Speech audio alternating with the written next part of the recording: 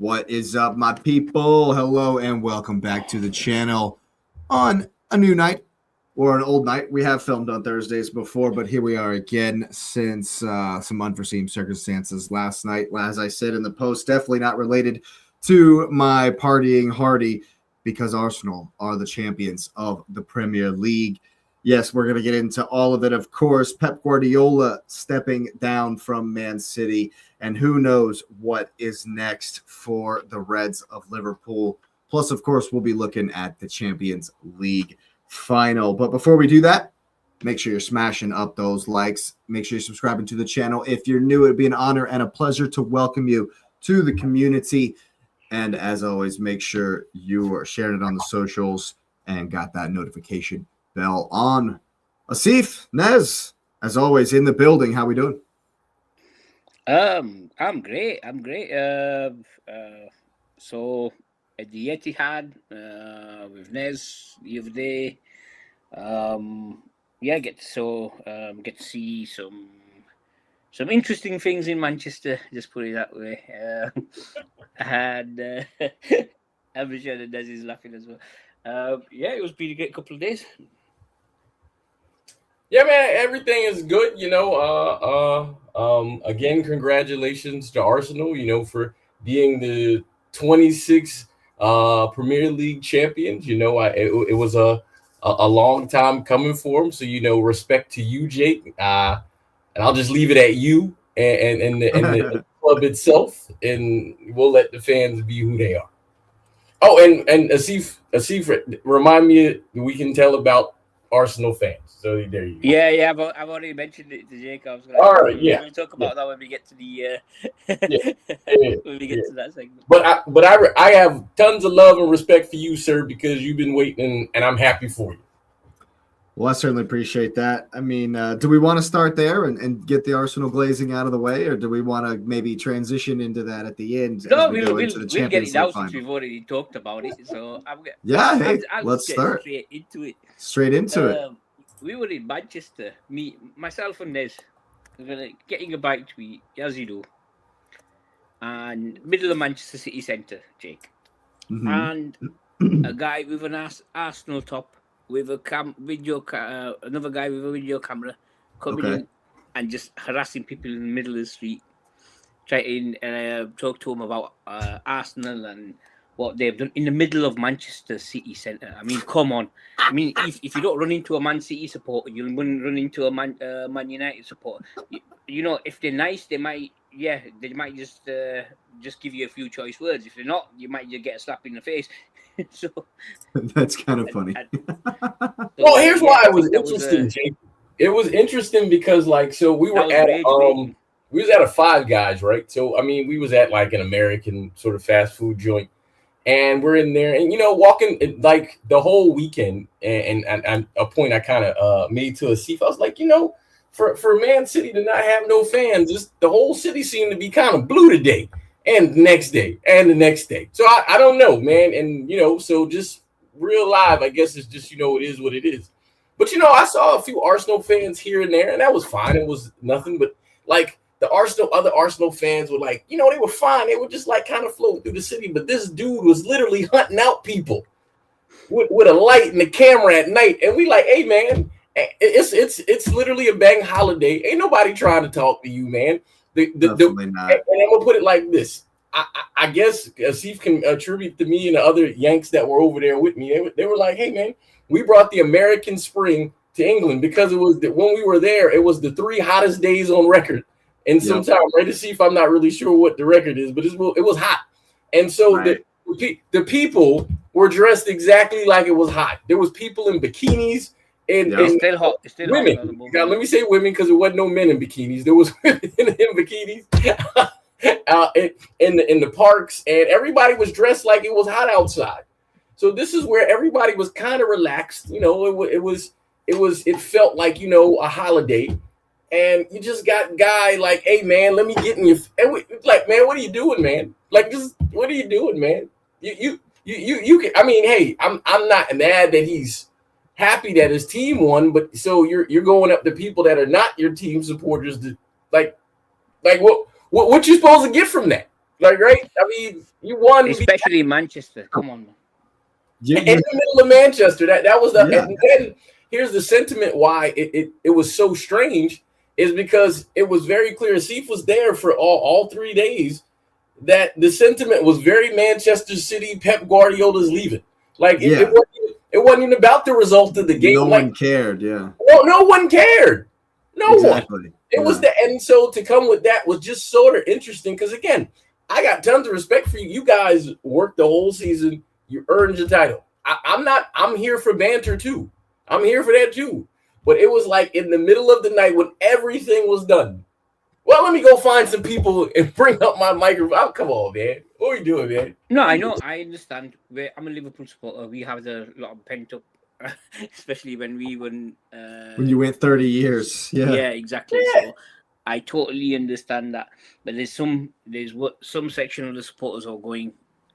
Not all of them, obviously, but some of them who are going like, a little OTT. So in that regard, and I think not just myself. I think a lot of people around the country, around the UK, have noticed this as well. I'm not sure about the fans abroad. Obviously, it might be a different thing. But yeah. So, and I, from what I've seen. Not everybody, but a lot of people are like actually from here are supporting PSG. Yeah, oh yeah, I get it because of the fact that, because of what some of them are doing. No, I understand. Around London, well, here's the thing, and I'm being honest because I mean, you guys have known I've been like I might catch like footy things here and there, but I've largely like stepped back from social media just because of the amount of garbage that's on it. And I mean, I share footy stuff and funnies with you guys when I see them, but largely I'm off it. I mean, a lot of my like professional work is connected to paying attention to that stuff. So in my personal time, I try to be a little away from it. So, seeing the Arsenal fans, which I'm going to say fans, because I don't think the club actually has said anything like this, and again, credit to them. And the Premier League recognized it, but then I have to disagree with that one. Just for the fact that with the Arteta news, I don't know where you hear about that, Les, on Monday when they had that event, and he basically called them the champions of Europe. No, you told me about that. I didn't know about that. Yes, like that's what I'm saying. I didn't like so to my point. Like so, which I thought it was a bit disrespectful. Come on, Jake. How is that disrespectful to say in a team meeting, in a team gathering, where you have the microphone in a celebratory space, no less, for you to say, come on, team. Yeah, come on, guys. We're going to be the champions of Europe. Like, PSG probably did the same thing. So there's nothing wrong with that. There's nothing. So the point I was making though is that like there's a lot of, and Jake, you are not one of them, but the narrative that seems to be out there in a little bit that I've been is that Arsenal fans feel like them winning the league is not being respected and not covered enough. Which I mean, if I'm being honest, and I'm shooting straight from the hip and being honest, man, I don't care what anybody else thinks if I win. Hey, I won. I don't need nobody to celebrate me. That's where I'm at. I don't need anybody. I don't care if nobody say anything. Here's exactly what it is. It's this new wave of fan who and I can answer to both of your points with just this same answer. YouTube clout chasers sticking microphones in people's faces, hoping to get invective, hoping to get piss and vinegar from people. Therefore, they might just go viral, trying to be the next AFTV, and following this wave of, okay, and now we're going to have success, and now we have this online banter with Man City, so I'm going to go stick people's microphone in people's face in the Manchester City Square and ask them, oh, how do you feel about Arsenal winning the league, just to see who I can piss off to try to get views online. And it's the same thing that has led to many people in the Arsenal fan base, even before we won the league, needed validation. They needed people to say, oh, Arsenal are good. Oh, you were right. You called it. You said Arsenal were good. There's a lot of fans and many online on YouTube who were saying, oh, I called it, I said this and I said that, and I need you to praise me for that, and a lot of Arsenal fans need to be validated by other people telling us that we're good and you're awesome. Is the trophy not enough? Like I say, Jake, you're never going to get that. You're never going to get that. Especially from Spurs fans or United fans or Chelsea fans, you're never going to get that because they don't like you. They don't want you to feel that validation. And B, Nez, I 100% agree with you. Lifting that trophy, seeing them lift that trophy on Sunday, for me, validated all the time that I've spent watching them play. All the time that I've put in to being an Arsenal fan, all the time I've put in to doing this channel was validated when they lifted that trophy. And so for me, I'm not on that train. I'm not trying to stick my spaces. I'm not trying to piss people off. For me, I feel 100% validated. Well, it kind of goes. I mean, I don't know. Real quick, Asif, and then I'm gonna be quiet. But it goes to your point of, was it the last pod we was on here and Lauren had to hit the 1-2 on somebody because you're not an over the top arrogant Arsenal fan? Like, what are we doing, man? Like, just be happy. You won. Like, and the thing is, and I said this to the Asif, and we'll come around to for sure, that in Manchester, the Manchester City fans got to be careful too, because City won 2 trophies this year, and people thought that wasn't enough. Like, and people there's people who have attempted to slag off the idea that it was an unsuccessful season. Like, what are we doing, right? Arsenal won the league. That's all that matters to them, and that's all they should care about. They still got one more they're trying for. That's it. Go ahead, Asif. Yeah, no, when we were talking about Arteta and what his comments, no, I totally understand. But you have to be more careful in the modern age. Something, everyone's got a phone. Oh, yeah, he definitely didn't expect it to get – he definitely did not expect that to get out. And for sure did not expect that. So a mole put that out there? Did somebody put it out? Yeah, someone put it out there. He's basically given PSG a whole lot more motivation. Some more motivation. If they were already thinking, like, okay, that we're going to be hitting some – like, they need to be aggressive against you guys anyway. So you're hitting them with a lot more motivation. That will – and that's gonna with them. That's gonna help them a lot on the pitch. I personally think, because someone's slagging off your team. We're already the champion. They're thinking we're already champions of France. We're already the reigning European champions, and this team has just basically said this to us, disrespecting us. So I hear you. It's like at the UFC weigh-in, we got in their face. We got in their face. Say, yeah, we're winning. We're gonna win. And then PSG is the guy that's just like. Mm-hmm. Okay. All right. But see, that's what you want, though, right? That's what you want. You want to hype it up. You want both teams to be at it, raring to go. To that, he did not slag anyone off. He was like, "We'll see when the time comes." That's what you want. I really respected that, and I was like, "Yeah." And I think going back on the match, I don't know if you're going to go back onto the match, but I just want to. I think personally, I'll repeat what I said last week. When it came to the match, I think, yes, you guys can hurt them on set pieces. Yeah. And but I think looking at what's been coming out, they've been training against that for a while now. They've been also I would be too if I were them. Yeah, and also the fact that they control of their midfield, and no offense to Arsenal's midfield, but I think theirs is a little step above. If you control midfield, you control the game, and I think that area they can hit it long, they can hit short passes, they can go around you, and I think and with their counter-attacking speed as well, I think they're like the fastest team in whole of Europe. And I mean, no offense to Arsenal, but I think they're a step quicker than you with Doe, with Barcola, with the Georgian. I can't even pronounce his name, but he's. We're gonna get you to say it. We're gonna get you to say it. Say it with me. Say it. Kavicha. That's his first name. Kavicha. Kvaratskhelia. Kavicha Kvaratskhelia. Boom! Nailed it. I probably forget it, but yeah. That was beautiful. But yeah, him, Dembele, it's gonna be, I think, and that's my personal opinion as a neutral. I've got if you guys win or PSG win, I'm just looking at it from a neutral perspective, and I think just for the fact they've got the experience of winning it last year. Yeah. Also the fact that just and the manager. The difference is the managers as well. And no offense to Arteta, I think he's a good manager, but I think Guardiola, my bad. Enrique is a step above because I've seen the last couple of seasons have proved it. He's always got he looks at the little details, and I've noticed that about him. He's Wait. Arteta's 8th in Premier League history.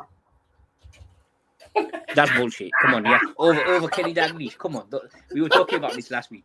Arteta is miles clear of Dalglish. What are you talking about? Yeah, okay. How many? What are you talking about, bro? Hey man, miles listen to him. He's not even being serious, dude.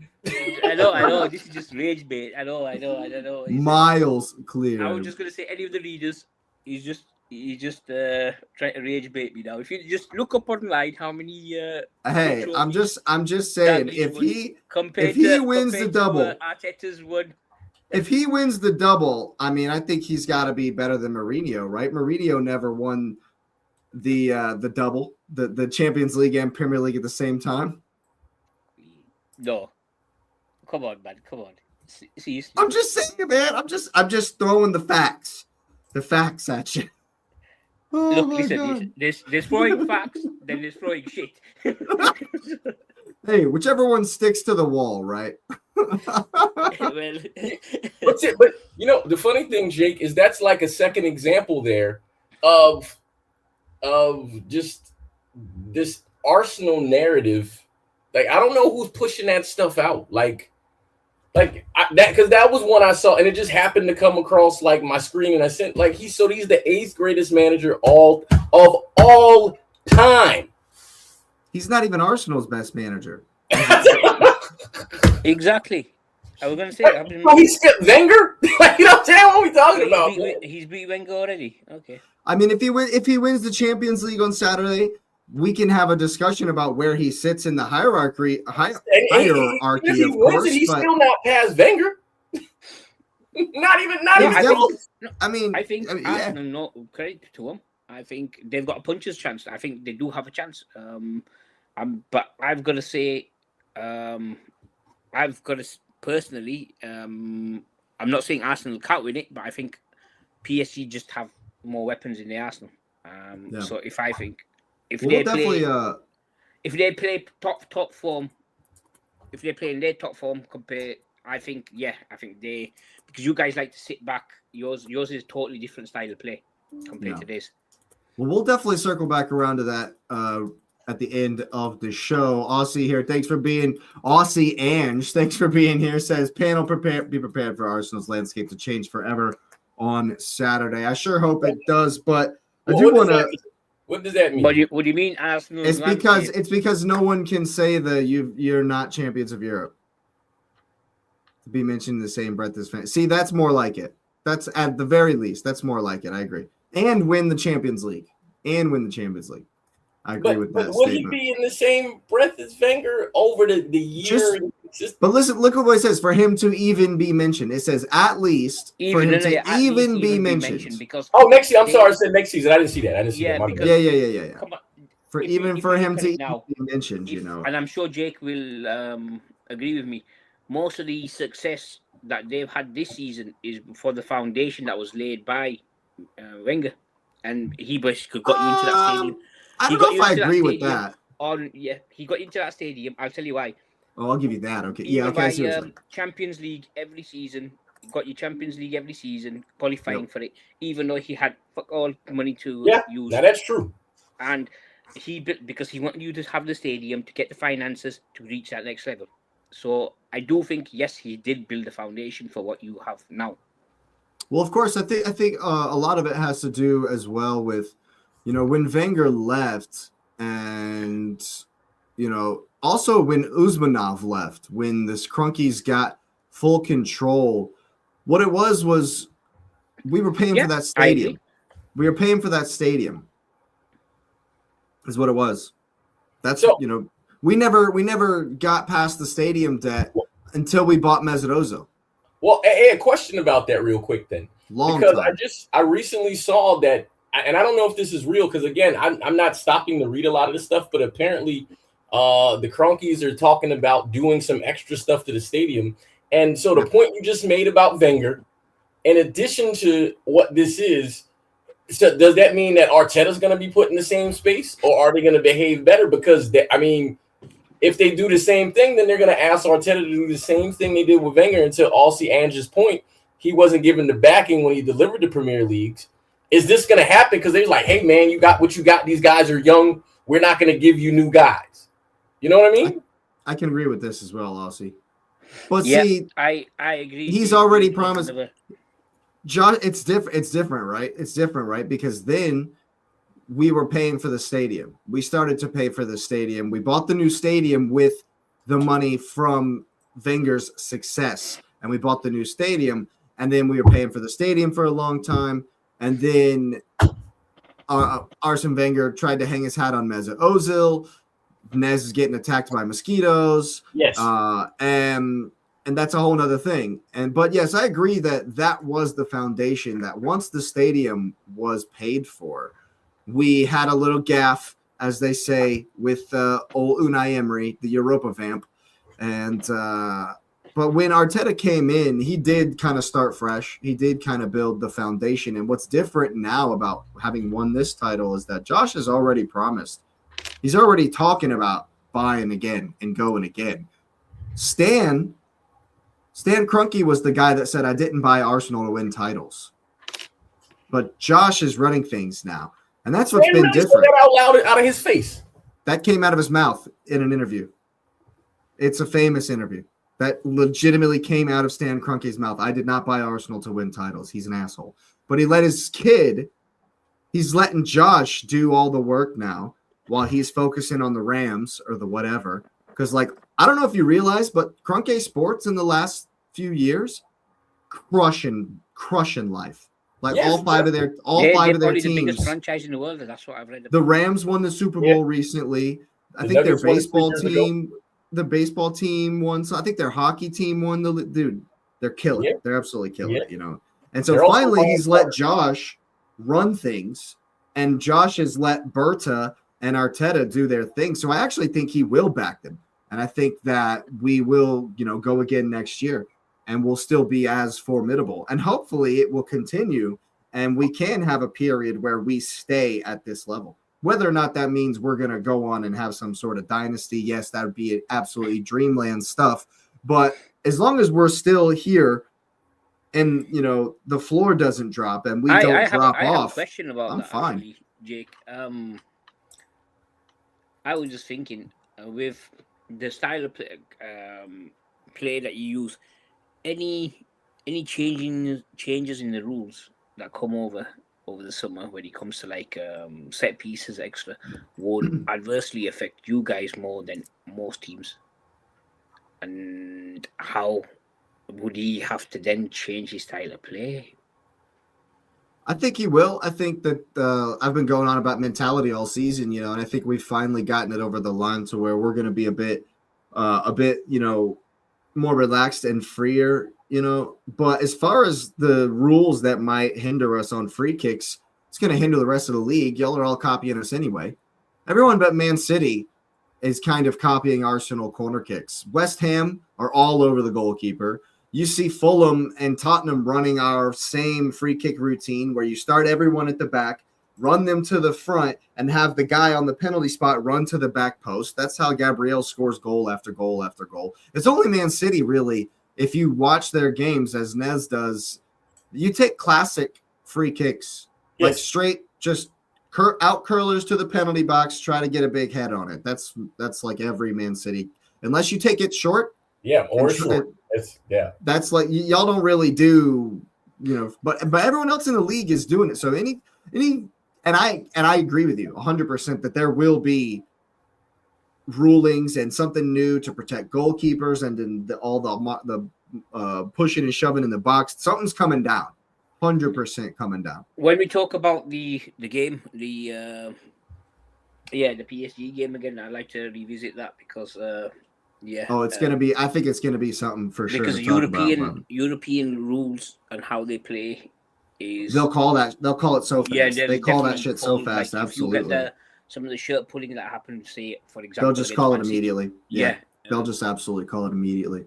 And so that's something we're definitely gonna have to look out for in on Saturday, and of course in next season as well. But I think that this season, we found a way, where it's been teams that sit back, low block it the whole time. We found a way against them. Take the game versus Everton, for example, at home, or at the Hill Dickinson rather, where they took us all the way to the 90th minute. Stubborn defending, and we finally broke one on them. Ended up getting a second one. That was Max Dowman's goal. That was at home, rather. But even the game against them at Hill Dickinson, we won 1-0 on a penalty or on a Gyökeres goal. It was still a scrappy game, And when I look back at one thing that I'm very, very happy about this season, is when you look back across the season. Normally, you look at the moments that make or break the season, right? And most of the time, especially in the last 4 years, I think to myself, I'm looking at the games where I'm like, man, if we would have, how long have I been going on about that corner kick versus Fulham in 23-24, Nez, where the third game of the season, we gave up a corner kick and dropped 2 points that would have won us the league. I've been going on about that forever. But see, now I have it from the other way. Yeah. What if Martinelli doesn't get in behind Man City and lob Donnarumma?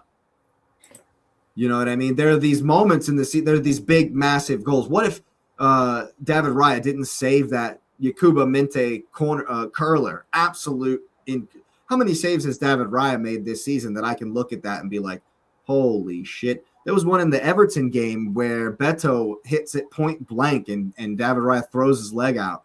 These fine margins. And I know in the end it ended up being a 7-point gap or whatever, but that's because the last game didn't matter, and you guys dropped the penultimate game as well, and that's what made the gap what it was. It obviously would not have been that if y'all had beaten Bournemouth, and things might have been different. And it wouldn't have been that way if Ryan hadn't have made some of these saves, But for sure, honestly, the last, when we lost to you guys, I was devastated and I was down and I was definitely dreading, even though Declan Rice gave the whole it's not done thing and I felt, boosted and emboldened by that, knowing that the guys were still going for it. They were still after it, still had that mentality, the hunger.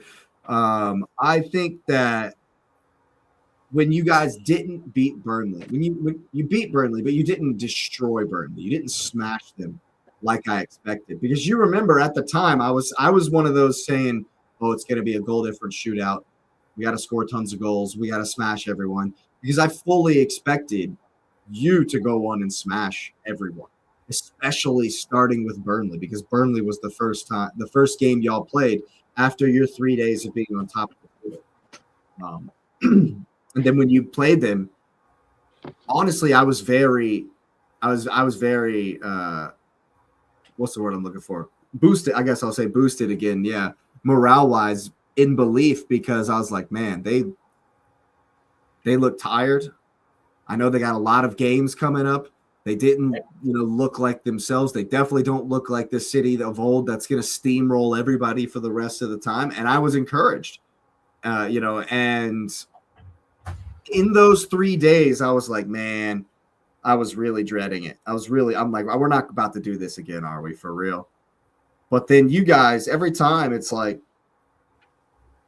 you haven't been there. You haven't done it. And eventually we ended up, doing the business. And man, like I say, it's just good to be on this side of it, looking at those moments where it's like, those are the ones that won it.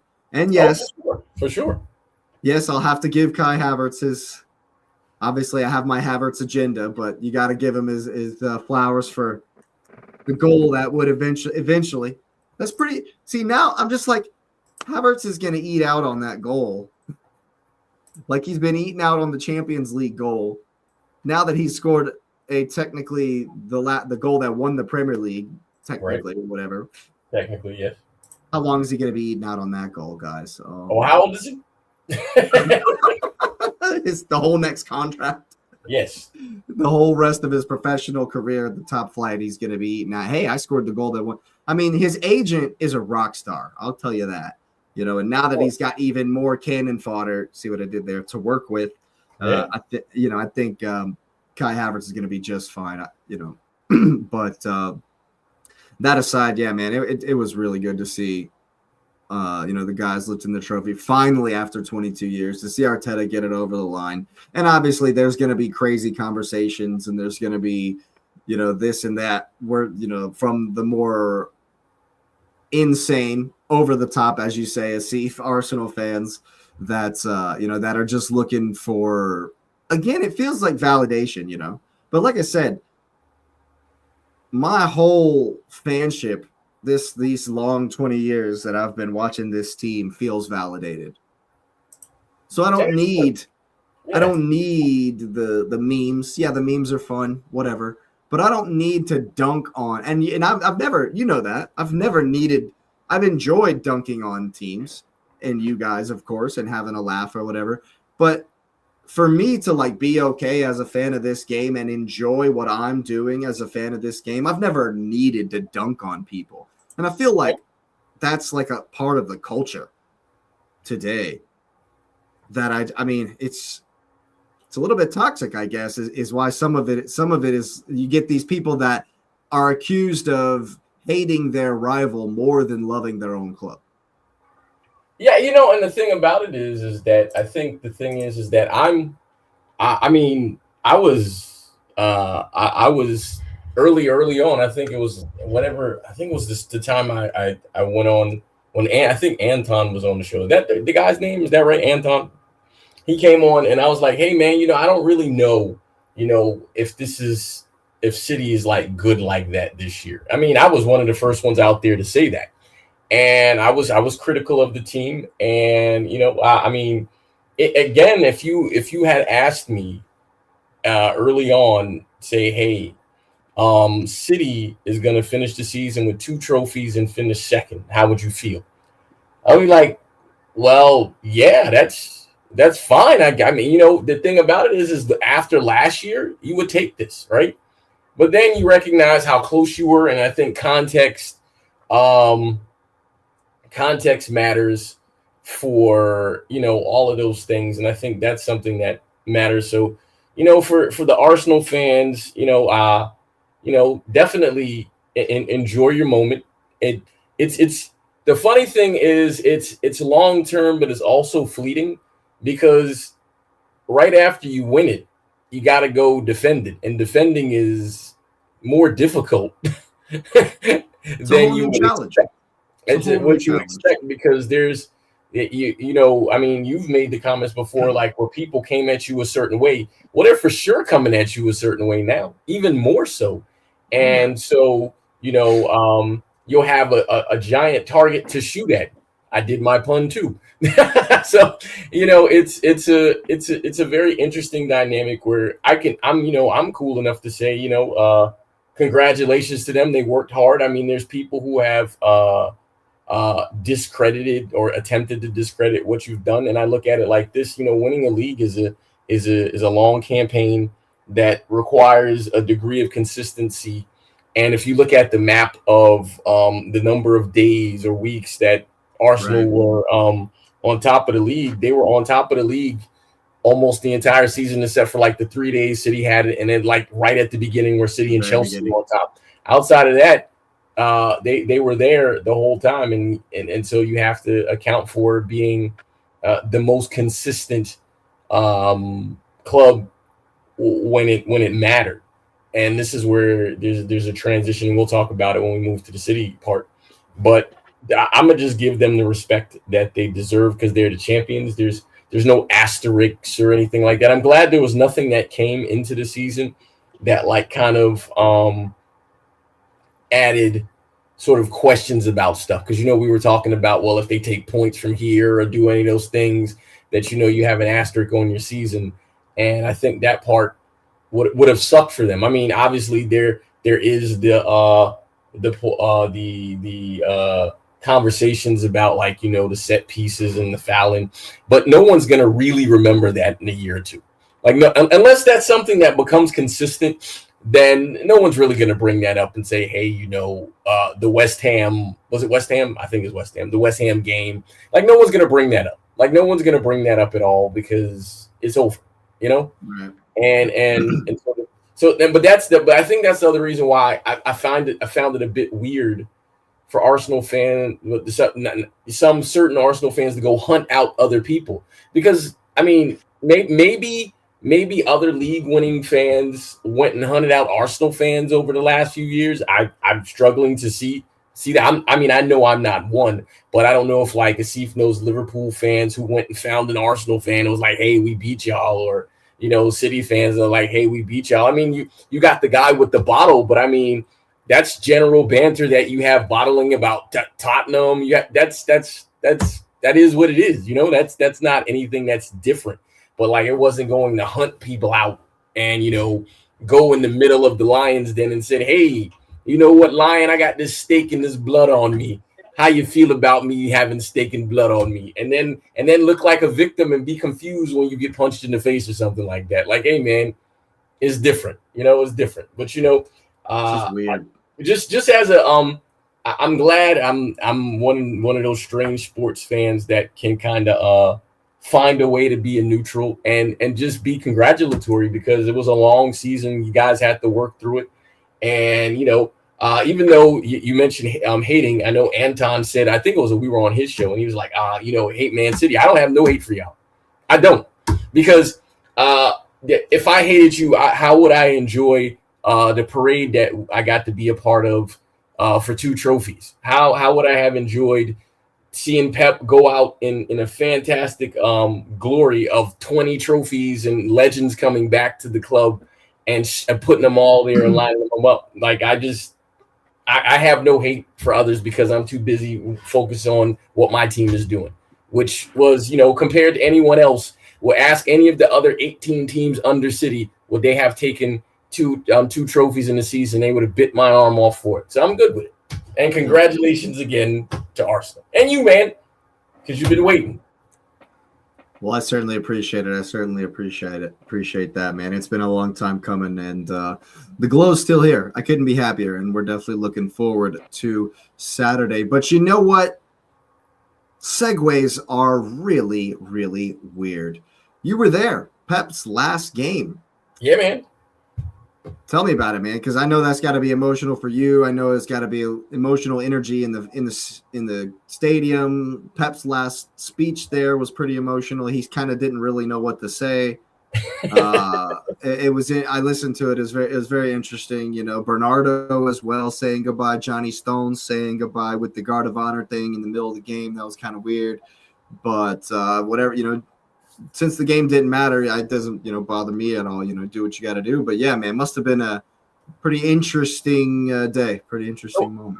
Well, it was an interesting day because of just, Asif knows my train traveling journeys and stuff like that. It was interesting. So, because I got to the stadium super early because I'm like, I'm gonna just be there. And I had so I went to the store and got the official printed, the limited edition print or whatever. New next season's kit. So that's hanging up somewhere. I probably he wouldn't accept my offer for the Slovenia it was fucking shirt, that's a different story, unfortunately. So I got a City jersey. We'll get to that. Don't worry. So so I got the commemorative one. It was really exciting to just see the town and to feel the people, which is why I'm looking forward to hearing you and Lauren's story when you go over to Arsenal and you get your experience at the Emirates, just to be in the space of the people where these things happen like as a regular part of life. But obviously I did the store to hear the excitement of the fans, and even though the result was one that wasn't what they wanted, I said this to Asif when I was there. I was like, even though the result was a loss on the field, it was far from a loss on the day because did it matter at all? At all? They were disappointed that they didn't win, especially since like the offsides goal was Phil Foden's butt or whatever. And you're like, but at the end of the day, the thing about it was you saw it wasn't it. Man. Ali, I was gonna say this. We'll get there. I promise we'll get there. I'm gonna say something. He's the most ungrateful person I've ever met in my life. I tried to buy him a Savinho shirt. Man, shut up, man. Man City, whatever. It's like that video where that guy tries to give that bum a Tottenham sweatshirt and he throws it at him and he says, "I'm not a loser." The day what Les did to me, I was offended. You tried to buy a present for someone who enters the country as a gesture of goodwill, and anyway. So the day was just interesting because I got to do a stadium tour, and the stadium tour was very interesting because they took us inside. I was pitch side, and so we walked around the thing, and then the guys, I was like, "Hey man, can you show me my seat?" Right? Because we were just doing the tour, and so he took me, on I forget what the name of the stand is because my brain is turned off on names. The Colin Bell stand, and it's like, "Oh, you're sitting right there." And he's like, "Oh, your seat is right in front of Pep Guardiola's box." I was like, "Oh, okay." I'm like, "That's pretty cool." And so, I'm in there and I go in for the game or whatever. And so before the game, I made a choice because the chief knows like the trains were crazy. So I walked the entire way to the stadium. And as I walked, when I tell you, man, it didn't matter what the result was. It was an ocean of blue. So, for a team with no fans, they were something. I was walking with some blue ghosts. And the blue ghosts were everywhere. And they were loud, and it was absolutely amazing. And I met some super nice British people. I got me a cider or whatever. And I'm in there, and the game starts, and you hear, and they bring out, all the Tifus and all these other things. And it was just an energy there that I saw Savinho in the lineup, and I said, shit, I know you can bleep me out on that one. But my brain was like, no one cares. And then they played, and Semenyo scored the goal, and everybody was happy, but it wasn't. Yes, they sang Blue Moon like 16 times. And did you sing Blue Moon? Yeah, I have Blue Moon on my phone. Did you sing along at the stadium? Yeah, man. Okay, that's all Ali's asking. Hey, and by the way, Ali, keep it locked right here. Stay tuned. I got something for you. Oh, I mean, I have video. I have video and all that stuff. But the thing, so here's the thing. So the first he's not talking about that, Liz. What happened? Keep going. I'm talking about that video, Liz. We'll get to the video. So it was funny because Jake, to your point about the guard of honor, right? So like they're playing or whatever, and it's 1-1 or whatever, and then Bernardo goes out first, and so he goes out, and hey, that works. That works. Hey JT, check out "Welcome to the Bark Side" on TikTok. There you go. Welcome to the Bark Side on TikTok. You got to type that or something so they can. Hey man, type it in there. Can you type it in there, Jake? I don't know. So other people can see it because hey man, Huskies are funny. But so Bernardo gets subbed out. You could see he was super emotional or whatever like that. And stop it, man. The age don't have nothing to do with TikTok, man. It's social media. But I hear you. So they do the guard of honor, and I was confused. I was confused when I saw it the first time because I'm like, what are they doing, right? And then at that point, that you saw the kind of game was gone, nobody cared. And then they did the John Stones one, and then when Pep came out, they were talking, and I was looking up at the boxes because all the Spanish speakers' boxes are together. So you saw like all the Spanish speaking contingent, their family were all up there, and it was really cool to see that. So like when they panned to Pep Guardiola's 95-year-old dad, and he was like, hey, man, it's really cool. They're naming a stand after my dad because I didn't know he had the same name as his dad, but that's very cool. And I looked at his dad, and I'm like, awesome, and dude was just crying, and I'm sitting in front of him, and I'm like, oh, this is actually pretty amazing. For real, yeah. And then he kind of looked down at the people, and, some people waved. I waved at him, and he was super nice. What is that? Well, what are we doing? What? Yo, okay. That's not what he said. Wow. There you go. Wow. Of course. There you go. Wow, JT. This was a PG scream until JT decided to come in. Hey, decided to show up. But it was fun, Then the game was done. A lot of people were sad, but I walked back, and it was crazy to see the people walk back. And then I went to the parade, and the parade was absolutely crazy. I walked the parade route, and then I went inside, and it was absolutely amazing inside of here too. So again, this is why I really no apologies needed, man. You be you. And so this is where I like, and I know Asif, because Asif will talk about his experience as well, because he went over to Anfield. It's something that I really I hope for fans of English clubs or whatever clubs, European clubs, where you get to experience a game of significance. Not just any game, but a game of significance. I guess all of them are significant, but a game of significance to just kind of feel the people and to know that, what you're supporting, it's irrelevant what the other people outside felt. And so it was a very good, memorable experience. I got it. Now you said it. My mom told me I had to send her pictures. My mom don't even care about sports. So it was interesting for her to say that. But it was a good time. It's sad to see Pep go.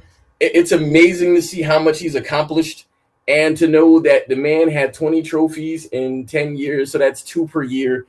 And whoever follows him, if it is indeed Enzo, is going to have an insanely tall task to follow that up.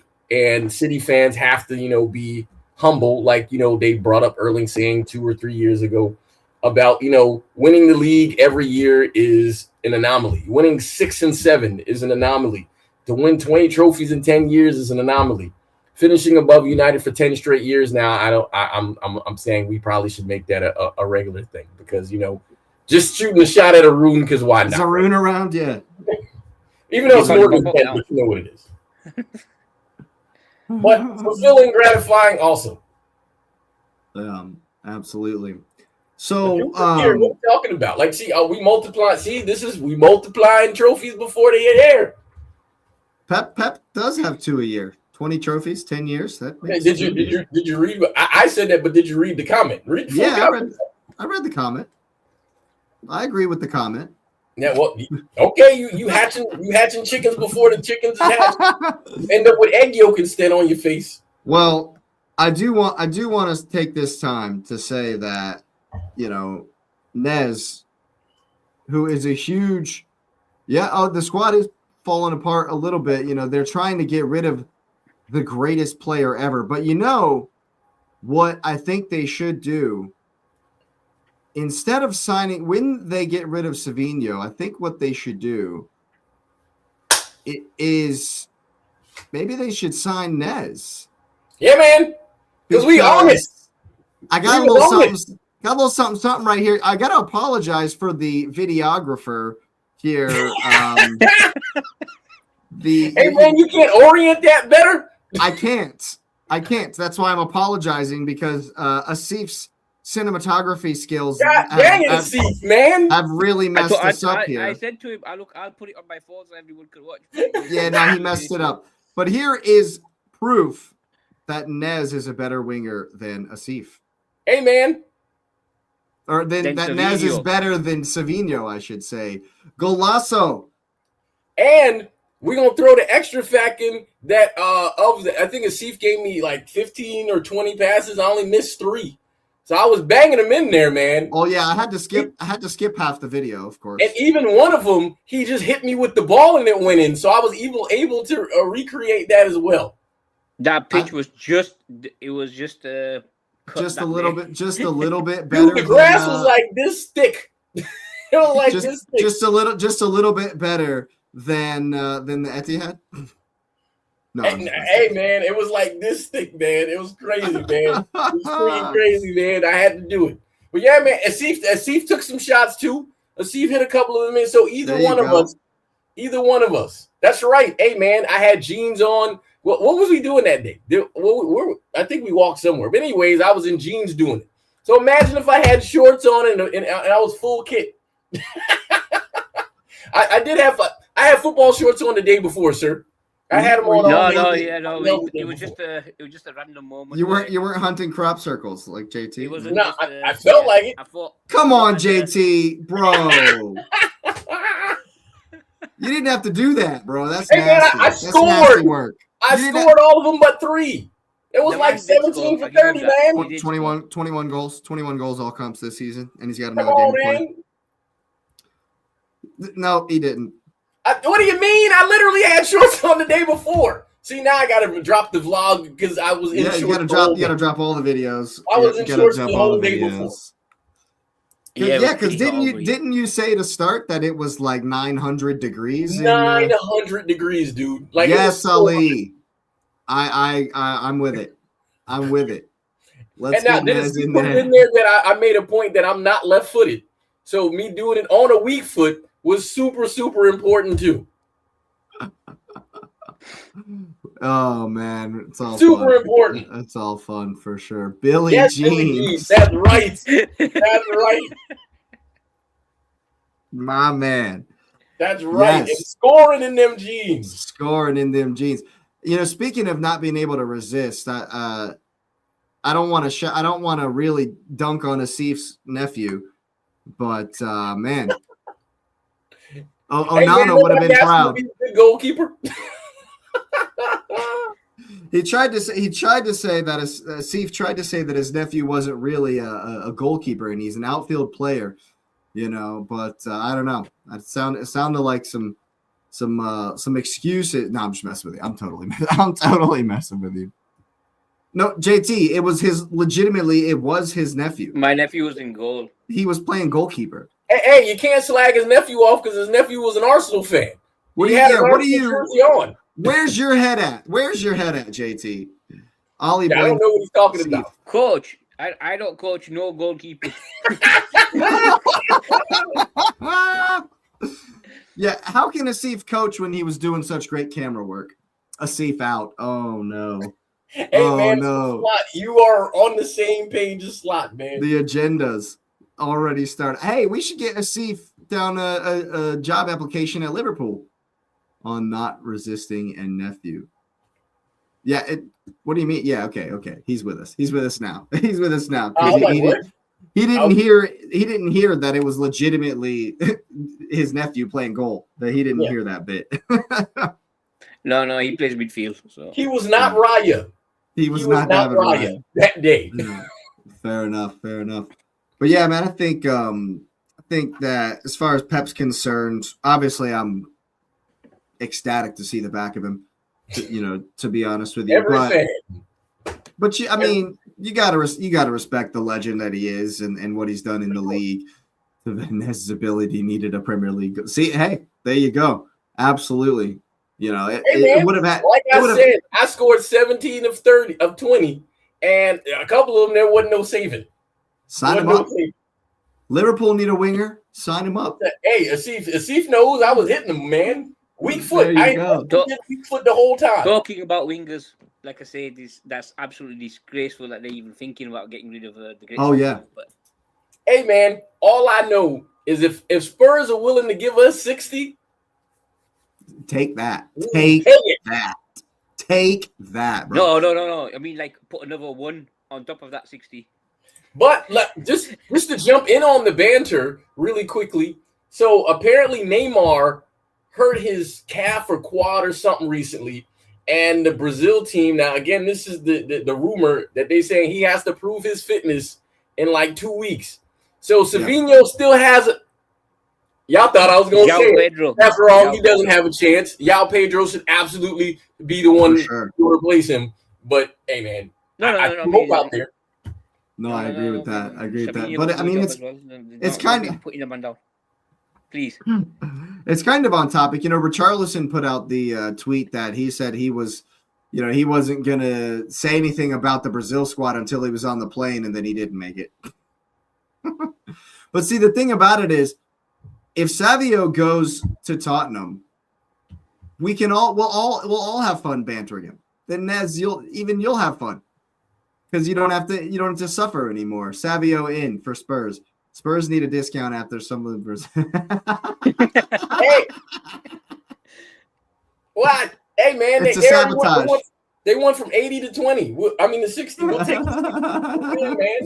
We're good. No, you should all jokes aside, if Spurs are actually going to give you 60 million for Savinho, snap their hand off. For you know what was funny is that they did the immediately. They did like exit interviews. Everybody saying thanks to Stones and Silva. Oh, I also went to their bar. That was very interesting. They were saying that thanks to Stones and Silva, and everybody on the City team, everyone spoke English except one person. How you on the team for 3 years? Kusanov spoke English. Was it Mateus Nunes? Come on, man. You already know who it is. No. It was Savinho, man. Savinho don't speak English. He the only one. That's why he not good. How you not going to learn the language? Kusanov learn English. Why are you dunking on him like this? He said it himself. He's the most talented player in the Man City squad. And Portuguese. And he did he say he said it in Portuguese. He said it in Portuguese. How you got other dudes on your team who speak Portuguese and he don't speak ball? Stop it. What did Ali say? He is balls. That's what he is. No pause on that. So anyways, you got Bernardo, who is Portuguese, Ruben Diaz, who is Portuguese, Mateus Nunes, and you don't speak English? That's amazing. The guy wants to keep him guessing. That's what it is, Liz. Yeah, that's why he keep guessing too. You can go to London and do whatever it is they do in London at the NFL stadium for Beyonce. Are we bringing Grealish back instead? Yeah, that's the rumor. And you know the thing about it is I'm not mad at that one because they brought Grealish back for the Pep celebration, which means there's not really bad blood there. And he has to come back anyways. But what's so interesting is people saying, oh, well, that's bad. I'm like, the dude is under contract. They have to do one of two things with him. Bring him back or sell him. That's it. Like so bringing him back, hey, can you play? You know what I'm saying? Like, can you play ball? Bro, and the thing about it is they lack creativity, and I don't know if he's super creative, but like when Shirky wasn't in the game, we look like nothing. Can we have the cowboy Jack Grealish in the middle just doing whatever? I'm fine with that, but it got to be something. No. I'm not shaming slow learners. He don't want to learn. You can't be slow if you don't try. Speaking about great players, Onana might be coming back to Man United. Oh, please. I wish he comes back. I absolutely wish. Just to see Arun. Yeah, just to see the meltdown, the absolute meltdown from. Yes, I agree, JT. Because what the hell? Yeah, but and the thing is, the only person in City's thing, real quick, that could go without learning the language is Sergio Aguero, because at least he was scoring. Like you're not even scoring, man. Not like Darwin Noodles last season. Have you seen that? You saw the meme? Have you seen the little video where Klopp is talking to I think it's Thiago maybe, and he's explaining to him for like a strong 30 seconds. Like he's in his ear for like a strong 30 to 45 seconds. Klopp is to Thiago. And then Thiago turns around to talk to Darwin, presumably to tell him what Klopp has just said. And it takes him like 4 seconds. Yeah. It takes like two something. And Darwin's like, got it. And it's like, wait a minute. And Klopp literally, you see Klopp as Thiago walks past him to go back to the bench. You see Klopp go. And like follow him with his and he turns around. He's like, "What just happened?" We don't know.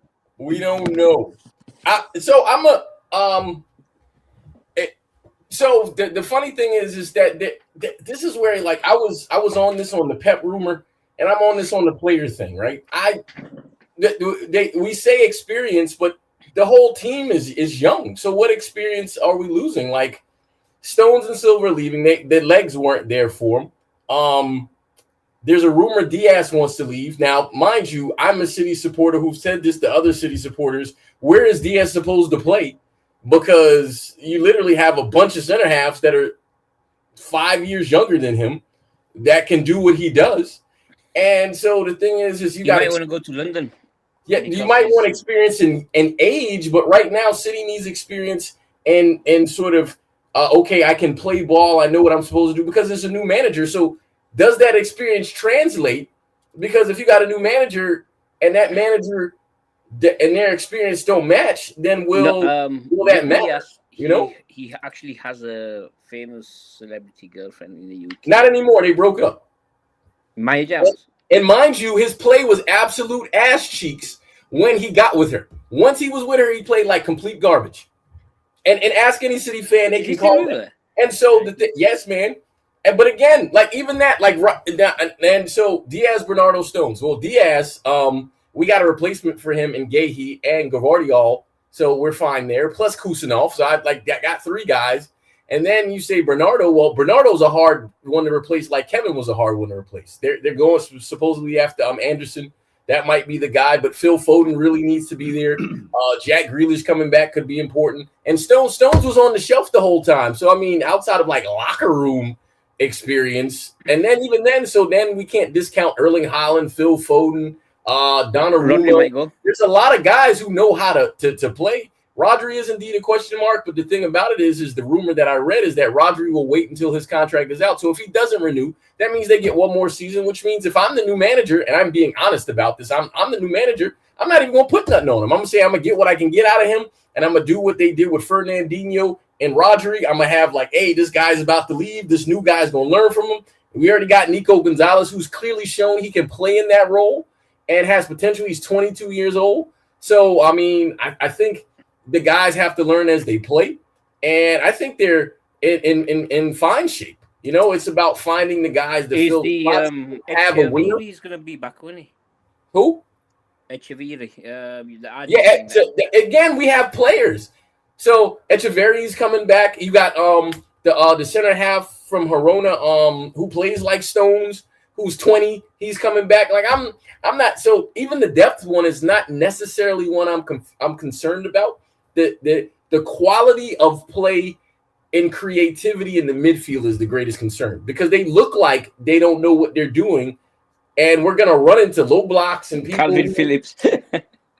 Well, I'm pretty sure whoever the new manager will sell him. So I'm not really bothered by that at all either, because I think he was at Ipswich or something like that. But I mean, speaking of Maresca might bring Enzo back to City.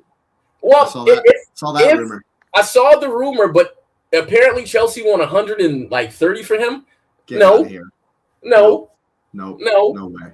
If City, hey, I'm put like this: if City pays that for him, I'm not watching a game, because that's stupid. Because he's not worth that. We watched Chelsea do that. There's no way who would do that? Because then you got to put him on a wage higher than Erling Haaland. Stop it. No. Stop. Yeah. It doesn't. Yeah, we've just surmised that it makes no sense. We've just surmised it makes no sense at all. I agree with this though. Yes, Ellie Anderson. I know both of the Manchester clubs are after him. So yeah, that would definitely be good. Definitely be good. But yeah, to close that one out, man. Pep's a legend, but sure. I'm very, very glad to see the back of him. To be completely honest with you, but Asif, yeah, I've taken it from you. I've taken the mantle of champion from you. And I'm not going to say you guys were the worst champions, because statistically you weren't, but not the greatest. We were shit either. We were shit. I'm not gonna lie. We were shit. I think it's talking about defending wise, but yes. So I'm not gonna make you relive the season and how. But on a positive note, just before we started this the pod, I sent you some positive news. Yep. Konote will not be renewing apparently, so which is good news for us. Really? Absolutely. Yes, JT. We're moving into the Liverpool section right now. And looks like you're keeping Slot as well, and that pisses me off. But yeah, it's not great. Let's see. We gotta give him. They decided to give him a season. I mean, at least a couple of months into the season. Let's see how he does once the new players are in. Because we need a new winger. Salah's gone. Robertson's gone. I think there'll be a couple more going out. They're trying to get Alisson to stay another year. To see if that happens. JT thinks Konate leaving is bad news. That's not bad news at all. The guy has too many mistakes in him. I think if anyone's watched him consistently over this season, no, I think that's a good thing. Well, you have to bring in 2 center halves if he's leaving. We've got the Palmer guy who's been out for the season coming back anyway. And then we got the French kid for 65 million that we got in. So Yeah. I think we'll need to buy one more centre half, but at least, and then maybe another one and another young one, and then we'll see. But I think it'll be very interesting to see how much Virgil has left in the tank. Yeah, that's what I'm saying. They need one. Yeah, they need at least one more. Yeah, this is the guy you're talking about, Jacare. That's who you're talking about. Yeah. Yeah, and has he played in the Prem before? No, he's played in Liga 1, but he's a very highly rated. So you're hoping he's Kusinov? Hopefully. Yeah, hopefully. I was thinking more Vidic, but yeah, yeah. Oh. I'm giving you young player to young player. I mean, Vidic is a pretty damn high leap. Yeah, I was gonna say you don't have much of a high standard there, do you? You're not asking for much. Look, I'm trying to think Lilian Thuram or another French. Yeah, okay. Like Good luck with that. Freaking Emmanuel Petit. I can dream, but come on, give a guy. Hey, we won't stop the dreaming. We won't stop that. Stop the dreaming. So a lot of people have said that I've had nightmares with this French guy we just finally got rid of. Well, hopefully he goes anyway.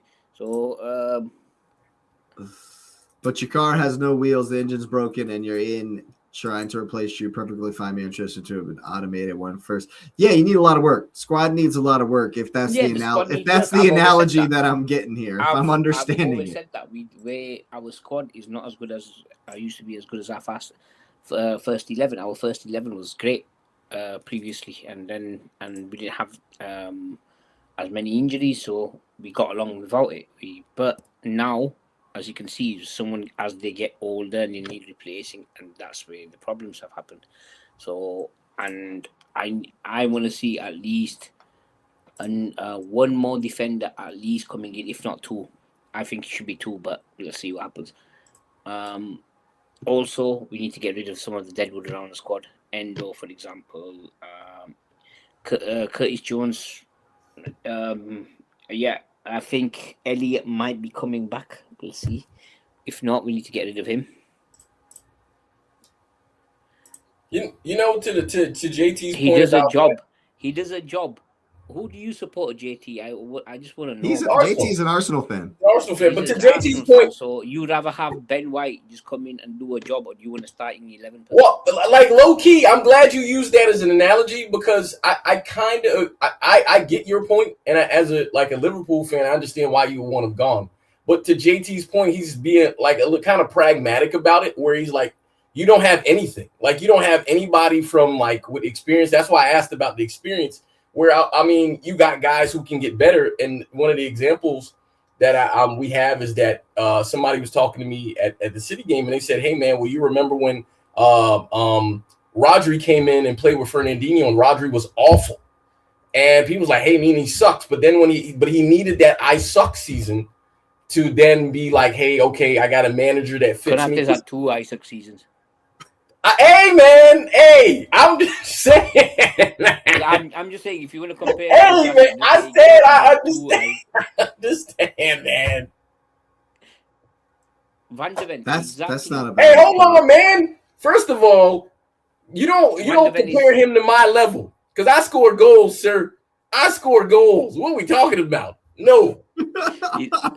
Nez is going to be dining. That's an insult. That's an insult to Nez. Right. He'll be dining out on that goal for the next 5 seasons. Yeah, I agree with the Van de Ven. I think they should go like, hey man, they should raid Spurs, man. Van de Ven, I think, would be he would be great. He scores goals. He defends. He's got some speed. He's not as error prone. So I think he would be a good. And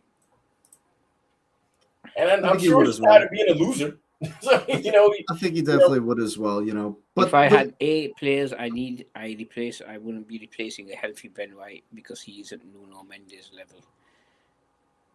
Do you understand what he's saying? You have bigger problems in your squad. Bigger problems than that. No, Konate is, like I say, I'm not saying he's. What you're trying to say is just keep him as a squad player, but no, not with the amount of wages that he's asking for. Why would you try to keep him as a player? This is what I'm trying to tell. what you're saying is, keep him around as a squad player when you've got two younger players who should be challenging and hopefully coming in to replace him anyway. So what's the point in keeping someone who's asking for 250,000 a week? Is that what he asks? Oh, yeah, around 200,000. Around 200,000. Is that why y'all haven't come to an agreement on a new contract? Oh, yeah, you got rid of him. I didn't know that. Asking for a lot of money. See, that's crazy. There you go. Nah, he's crazy. Around that mark he was asking for, apparently. So because he's a French international, apparently. So So the low hanging fruit this season, and as the season's come to a close on Liverpool, is that Slot tried to change what you did from last season that made you successful, and he failed at it miserably. But even Mo Salah in the Bumba before the game on Twitter or whatever he said was that, they miss the rock and roll football. Essentially, they miss Klopp. And so do you think that maybe we're being a little bit too harsh on old Slot, and the fact that injuries really, really had a lot to do with how he wasn't necessarily able to execute every game exactly what he wanted to do? Or is it that he put faith in players like Verts, players like Ekitike was good for a while, but then kind of fell off? How much of it is it the players and injuries as opposed to Slot really effed this up? No, I think it was not injuries as much. I think it was more to do with the fact that they bought the wrong players. Yeah, so bad long-term planning here. Bad long-term planning, and the fact that is they bought injury-prone players. Isak is good. I'm not saying he's not good. The fact that he can't stay fit, that's his problem. He's always had that problem. So when you're paying 120 million or 25 million, I don't know the exact thing, but for a lot. It was a record. So yeah, it's stupid, and I said it before when they signed him. I was speaking to Nez. I was like, no, that's stupid. He's too injury prone. Yeah. Well, and that's on the sporting director though. Who's the one buying the players? Because okay, this is where Arun's here. Arun, I was just talking. You missed it when I was talking about the best goalkeeper in the world coming back to Old Trafford.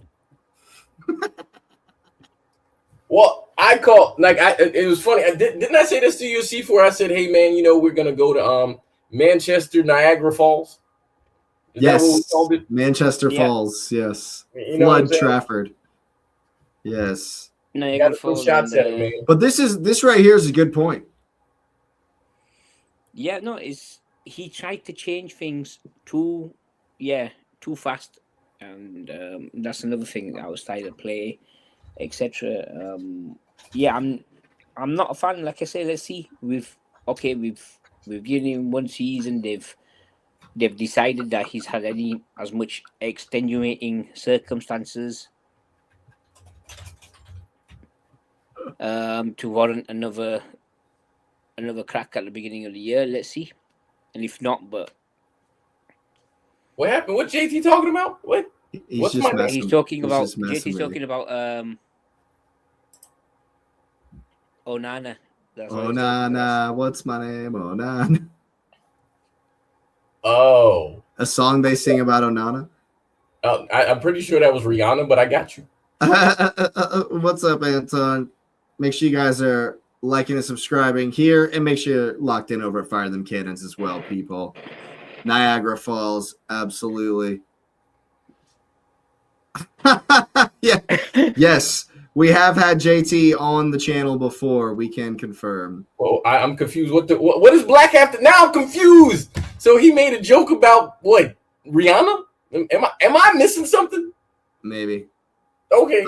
I don't see it in the chat. It's all good. We'll keep it rolling here. Yes, I agree with this as well, Lee. Pointing out that why not just go get somebody better? Arola as well. He's done a brilliant job. He wants to go back to Spain though. Yeah, I think he's going to Bilbao. I mentioned. Yeah. Here's the funny thing about picking a new manager. What makes you think the next guy is gonna fit? And here's why I'm saying that. Because Slot came in and did exactly what we had a guy who would have fitted in. Well, but here's my thing. Like, so, they let the guy go. Let's move away from that for just a second. Let's just look at what we have right now. If you're a team that finished in the top whatever, and then your legend and one of the legendary managers left, right? And you come in, and the next season after that legendary manager leaves, and you win the league. Like, that doesn't sound like, oh, okay. I said Manchester, Niagara Falls. Never mind. Okay. We'll move on. Keep it hot. Okay, so anyways, like, if we're being realistic, the hire doesn't seem terrible. If I imagine this. Imagine next year Enzo Maresca is the manager and he comes in and he wins the league with Man City. And then the year after that, he has a poor title defense. Should City want to get rid of him, even though he did what he was supposed to do? I'm just using the same scenario because we're talking about, and I don't know where Klopp fits in like Liverpool legends because I'm not like a Liverpool guy, but Klopp has got to be up there for just what he's done for the club. So to follow that, and to win the league immediately after, yes, you won with other people's players, but you still won. Because people will say, like, for example, when they talked about Arteta's first title and he won the FA Cup, but they said, I think those were what's the dude's name at Villa? Emery. Those were Emery's players. He still won it. You still got to win the games, you know? So, I mean, okay, I won the title with somebody else's players, but who's holding the title? Who's the guy who's making the calls? So he still won the league. And so I get to see his point because his behavior with the press, his coaching, the questionable tactical things, I understand wanting him gone from that perspective. But like on the hire, it's on its face. As a corporation, I hired a guy to replace a legend to win a title, and he did that. Nes, he has lost the fans as well. When you went, but I gave you that. But I'm just talking about on the face of it. On the face. That's like, for example, say Arteta decides, you know what, I don't want to do this no more. And he leaves, right? And I'm not saying Arteta's a legend or anything like that, but he's in Arsenal lore for sure as a player and a manager. And say he says, I want to leave after this year. And then the next guy comes in and wins the title, but then stumbles the second year. Like, was it a bad hire? So, you know what's funny is, again, hey, you need to drink it in because even though City finished second, we still finished the league with the year with 2 trophies, and we had one of the greatest 10-year periods ever. In 10 years, come holler at me, and then we'll bask in that. I actually gave you credit for your league title. You know, I can't give you no more. Right? I never hated. Yeah. This is a response, and I think he's very articulate in the way he's put this. Some coaches are great without pressure and coaching a good team, but when there's pressure and a rebuild, that's when you know and when how to do through adversity. Like when Pep's always found solutions to stuff. When you weren't playing well, he'd mess around with your system and tinker stuff, and he'd get around it. So are we saying there was no pressure on Slot to replace Klopp? Like, is that not the most giant pressure in the world? No. Ollie did was Ollie replaced Alex Ferguson. Who replaced Alex Ferguson? Like David Moyes. Yeah, but he came in with David Moyes. Think about you're replacing a juggernaut. Is that not pressure in itself? No. And he won the league. It's when you're buying your own players and you're putting your own stamp on it. It's a totally different. Well, no, that's what, again, I told you, I agree with that other stuff. Like the stuff that he did and the stuff he was saying in press, that was goofy.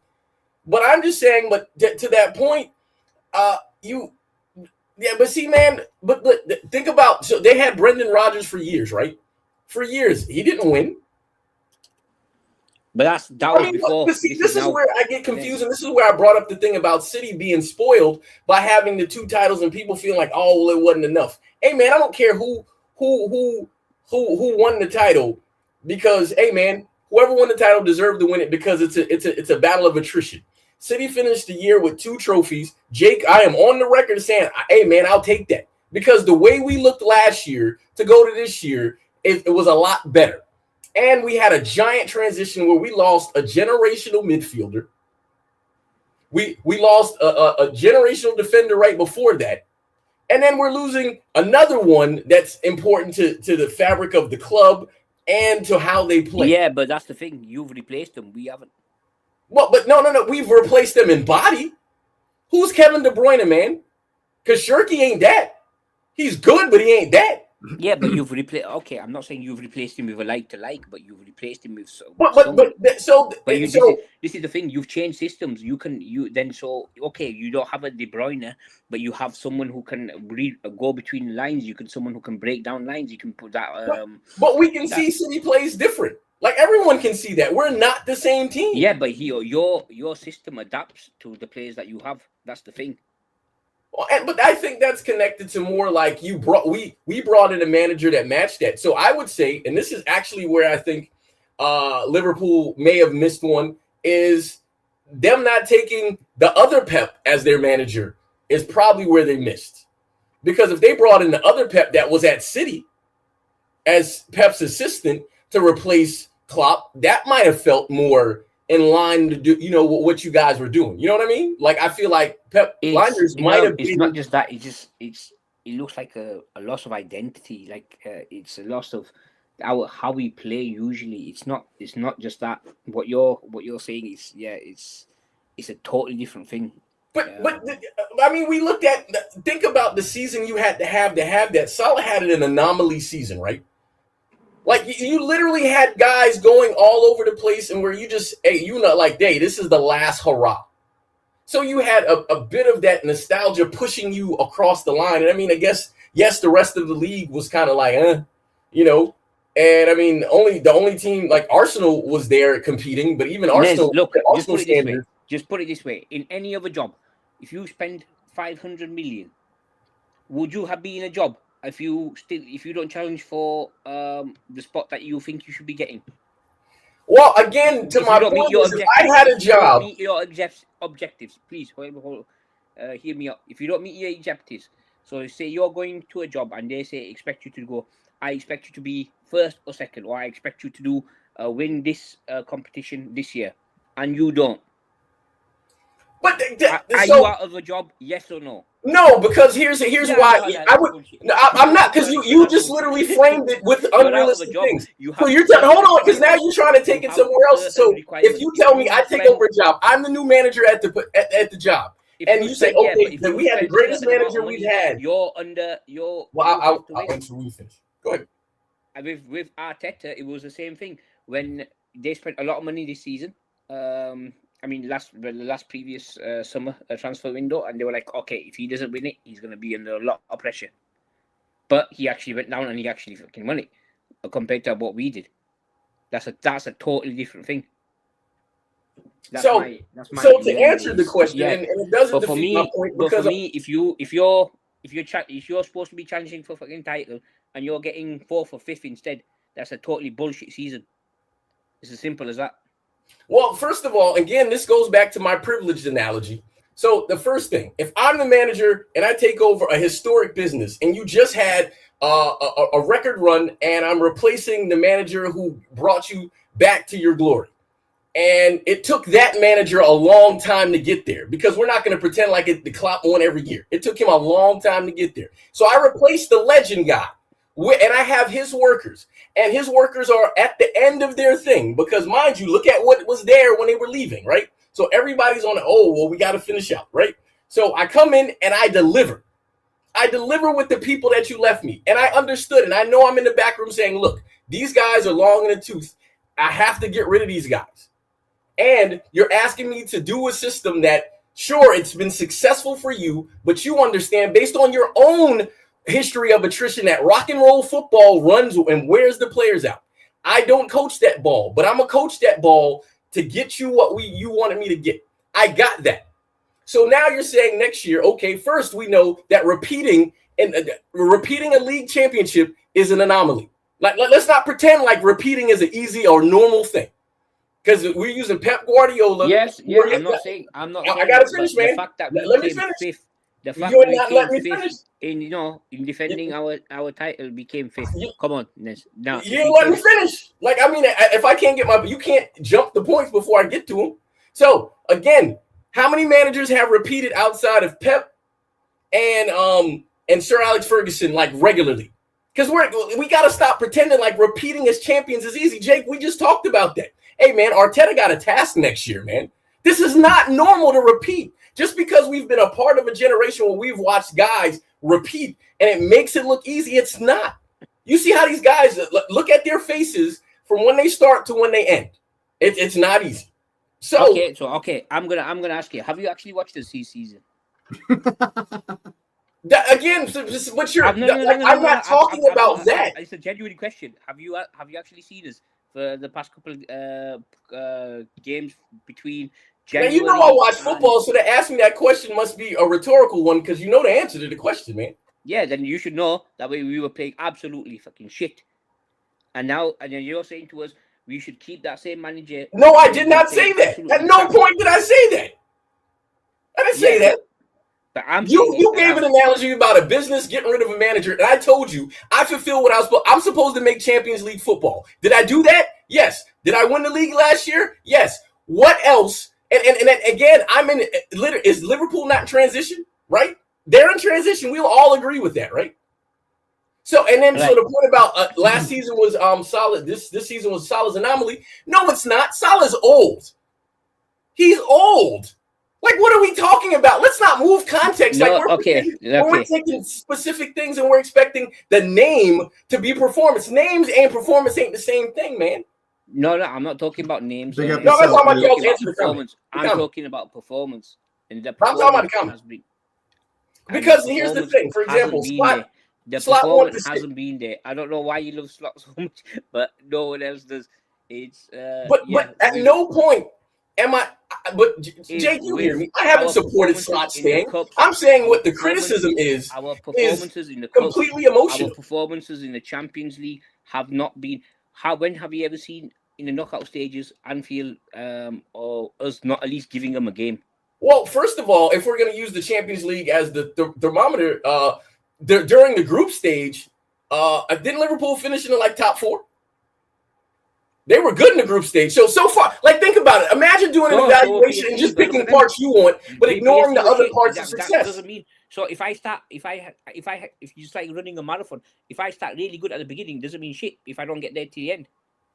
But the end goal was for clubs like Liverpool, Man United. I don't mean and the big six. What's the first goal they have to do? Make Europe, right? Make Europe. Did he do that? By the skin of his teeth, you know that. Did he do it? By the skin of his teeth. But now we're adding and I know it. So to your point about would you fire him? If I'm the manager, you don't have no cause because I won the league the first year and I made Champions League the second year. Yes, it wasn't beautiful, but you literally know I'm in transition and you are a part of that transition. So yeah, but it's not working. While I agree with you that he doesn't fit there, it's not using working. the business analogy doesn't work. No. What he's doing and what he's trying is not working. Has it not? But you don't know that. Is there any? Okay, I've got a question for you.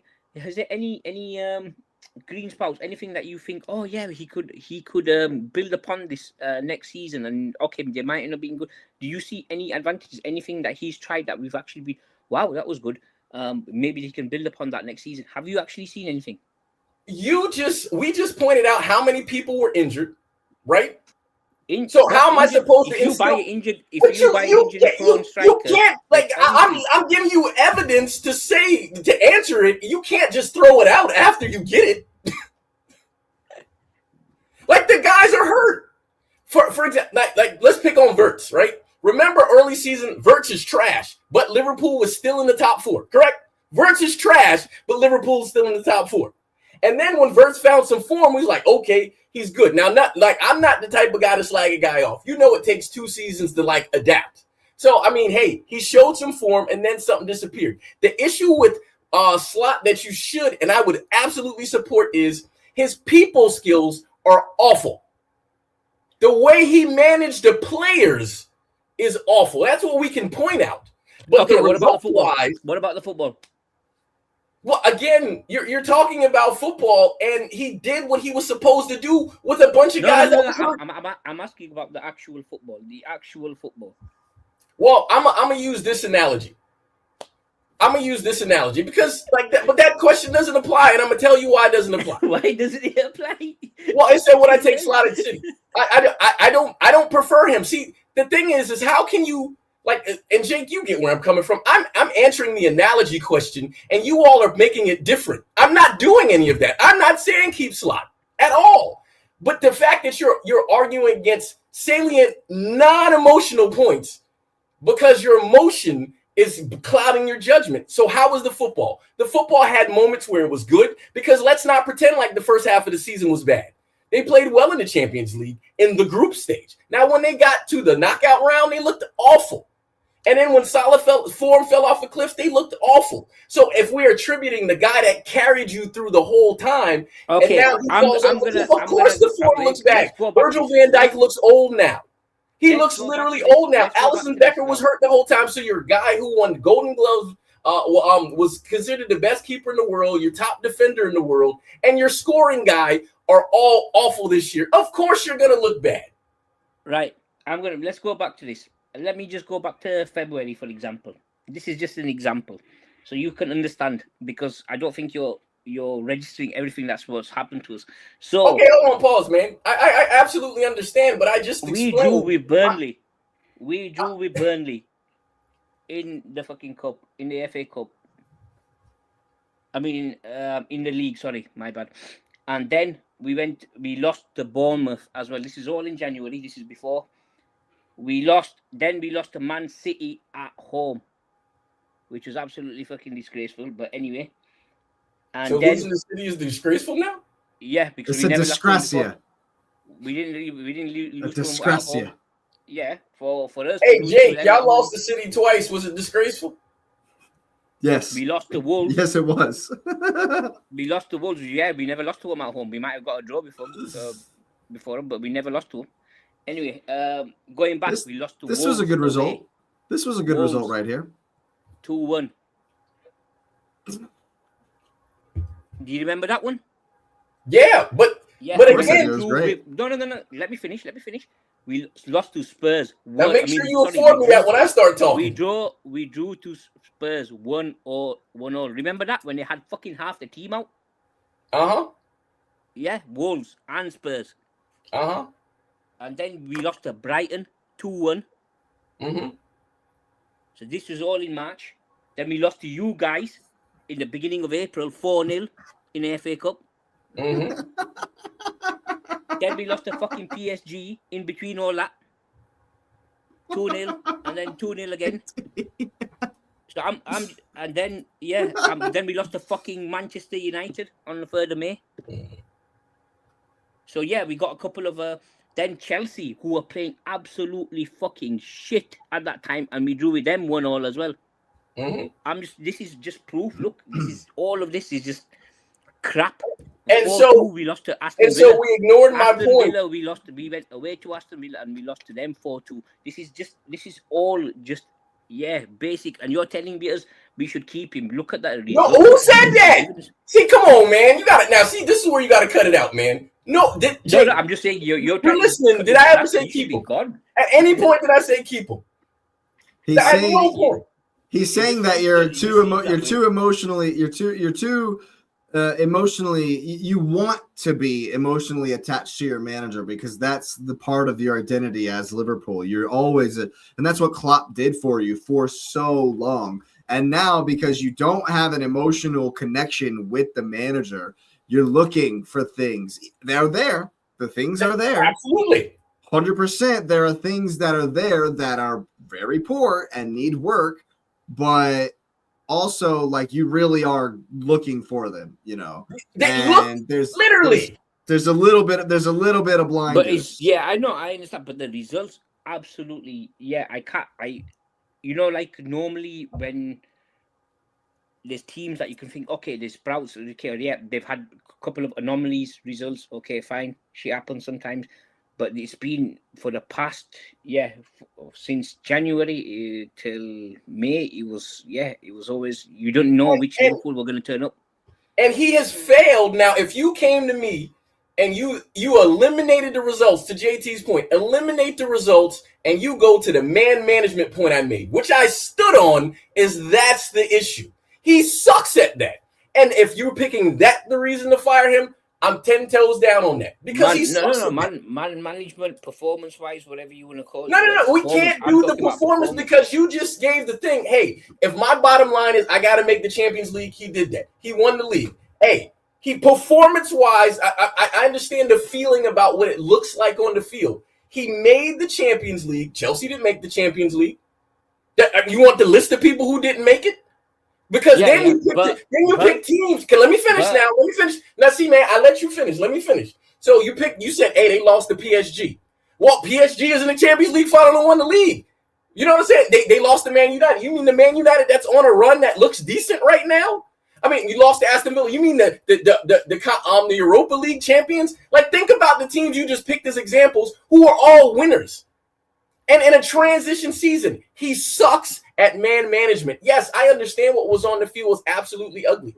I get that. I'm not taking that away from you. And I agree. The man management is the issue. But if we're just using results, then he has the results. Because, again, let's go back and look at teams who have won the title and what they look like the next year. It is not normal to just win the league again. It's hard. No, but if you look over the course of the entire season, most of those points that he scored to get us the Champions League was from the beginning of the season, not at the end of the season. From January to May, it's come off a fucking cliff, and that's it.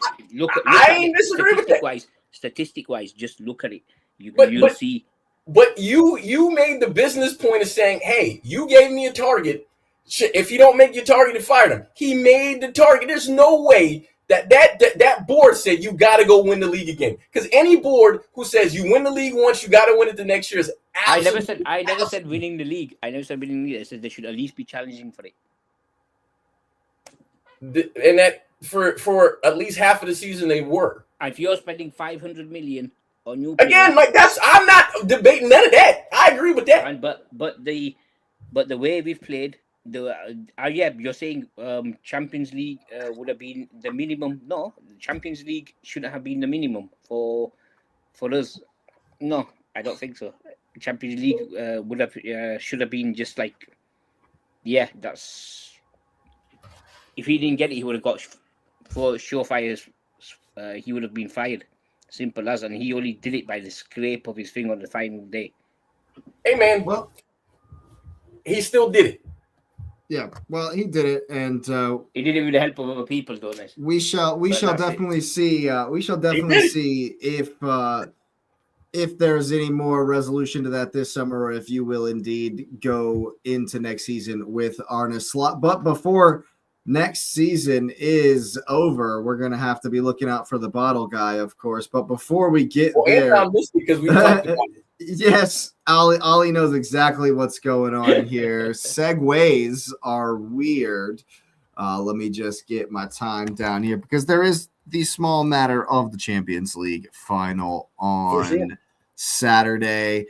Let me get my note in there. That's good. I'm going to go back and run some of these comments. I starred them. Bad news. We had a PSG scout that was going to be on the preview with us tomorrow morning. But now he's meeting with Bradley Barcola's reps, apparently, and he won't be able to be on the show. That is pretty lame. Spilled the tea with Barcola. Yep. And then there's this, of course, some more banter there for Nez. We're going to have Benny on a later date, try to get this tea, spill the tea. Big up. Anton's got the connects, and he's hoping to have some more, of course. Make sure I read all of those. That's a guilty man's lab. I caught you in 4K. Yes, we have segues. Yes, there you go, Ollie. LSG aren't going to know what hit them. Yeah, man, it's going to be tough. It's definitely going to be tough. I think that we are in the best position we've ever been in, as far as looking at a game like this. Mentally is where I'm most happy with it. all season long, I've been talking about, we got to have that winning mentality. We got to get it over the line. And if we hadn't have won the league, I'd be petrified. I would expect us to get smoked. But now that we've won the league, I think we're certainly calm. Everyone's been saying it. Rice has been saying it. Odegaard talking about Saka, talking about the same thing. We're ready for them. And I think there is a little bit of that. There is a little bit of, a revenge thing going into this one as well. But as far as, and all of that's, been spoken on, of course. And, it's definitely a good thing for us going into this one. I think, as I've said before as well, that it was a good thing we lost the final. We were able to experience that final. Not good that we lost it to City, but it was good that we were able to experience a final, and that was a chastening experience, of course. Hopefully, it will allow us to skip the the normal step of making it to a final and not winning it, as some of our predecessors have done before. But tactically, I think it suits us, man. Yes, of course. Actually, Ali, while Asif may be cheering for us, he certainly doesn't think we're going to win. He certainly doesn't think we're going to win as much as he may want. And now that I'm just learning that, one of my best friends here is going to betray me like that, I can't even believe it. Right on screen and everything. I'll say how it is. Look, I don't mind who wins. I'm a neutral when it comes to that. But I think just from stylistically from the manager, I think Enrique, a lot of people are not taking him into account, like how he was doing what he did with against Bayern, for example, like the kicks the goalkeeper was intentionally making to get Elise out, and he was just kicking it for a throw-in basically on the other side of the pitch, and people didn't. It was a specific tactic he used to take Elise out of the game. Well, would you not say that Arteta has some familiarity with Luis Enrique? We've played him 3 times, and we've ran him close 3 times. But the guy's always he's in this way he's similar to Pep Guardiola when he's always thinking of something else, and he's probably got a different plan in place now. He's had a couple of weeks to think about it. Well, do you think they're going to press us really hard? Like, that's kind of what, Dembele is really good at it. Barcola is really good at a high press. Vitinha and John Neves can support their high press. They press together as a team. He can. Do you think? Well, do you think that's what they will do? What do you think they're actually going to do? Yeah, I think he's going to be switching up like he did. Everyone thought second leg against Bayern. They were going to go for it again, attack. He did a U basically. He narrowed everything down, and then he just basically go. And I thought that was great management there, how he did it. And so different strokes for different teams, and I'm sure, and I think that he's what gives PSG the edge, and that is so fast they attack and how they do it as well, and how they interchange positions. It's like you guys like fixed positions for your defenders. If they're pulling you all over the place, that's going to be and their midfield, as I mentioned before, their midfield I think is a little bit I think they're just a level above. If they can hit it short, they can hit it long. They've got all these and this is where I Aaron mentioned, everyone's mentioning it with the set pieces. I think that's where you guys are probably gonna have to be at top form. If you guys get with the set pieces, if the referee doesn't hinder you so much with the how you guys do the because he's definitely going to be called. He's definitely going to be. They're going to have told him. They're going to have warned him. They're going to have talked to him about. Make sure you're eagle-eyed on the corners. Make sure you're calling things in the box. Make sure you're making sure people are pushing and shoving, etc. I know for a fact they're going to be on top of it. Yeah, and I thought it was very psychological. I think it was a very good move because Company basically said before the second leg, we're going to be playing the same way. So it's not just defending; it was cycle, how he did him over, because he basically gave him what he was going to do in the next leg, and that's how he did. So he did it a totally different way, which I thought was very intelligent. So that's why I think Enrique, and they had something very similar in the last Champions League final. Everyone was talking about Inter Milan, how they were compact, etc., etc. They played in a very similar way to you guys. And they never used to give any spaces. Very compact, and bang, they hit them for was it 4, 5? 5. So, yeah. One thing I think, especially if they do press us high and really come at us with a lot of energy in the press, I think that it will suit us. Because one thing that we can do when we are pressed, and we have shown it, is we'll just hit it long. And see, this is why I disagree with this right here, DK. Big up for being here. Make sure you like and subscribe. And, of course, every single time. I disagree. I think Gyökeres has to start for this reason, because if we do get pressed really high, and Paris are very, very good at that, and we want to just get rid instead of trying to play through the lines and maybe trying to overdo it and maybe causing ourselves trouble by letting them win the ball high up the pitch. I think if we do hit it long, we have the advantage in winning second balls in the middle of the park because of Declan Rice. But what I do agree with is that if MLS starts, Miles Lewis-Skelly was very good in the semifinal last season. I think he should start in there over Zubimendi just to battle, just to have that presence. But I think if it does end up being a game of second balls, I think we will control. It could be like a repeat of the Carabao Cup final, though. So they basically give you the ball. Well, not if Gyökeres is in there, though. The reason we struggled versus City in the Carabao Cup final was because Havertz could not hold the ball up. He could not get on the ball. He got bullied by Guehi. He got bullied by Kuzanov. He couldn't get on the ball. Gyökeres won't get bullied. Yes, it's Marquinhos. Yes, it's Pacho. Gyökeres won't get bullied by those guys. So just a couple of points that I think are interesting is the first one is the one I love to stand on. Finals are one-off games, so they're absolutely difficult to predict. So there's first. The second thing, so any previous games that the teams have played against each other are kind of out the window because the stakes are very different. It's at a neutral site, so you don't have like a home field advantage or anything like that. The timing is different because the time of this final is a different one normally than what finals are. So there's a couple of factors that I think that are at play. But what I was thinking about while I was listening to you guys and reading the comments, and there's something you said, Jake, and something Asif said that I thought was powerful is that he was like, Enrique makes changes. And you said, you guys have played, and then we talked about the Bayern thing. Here's what I think Enrique is going to do, because it just came to me while I was listening to you all. Enrique has lost the final, and they lost to Chelsea.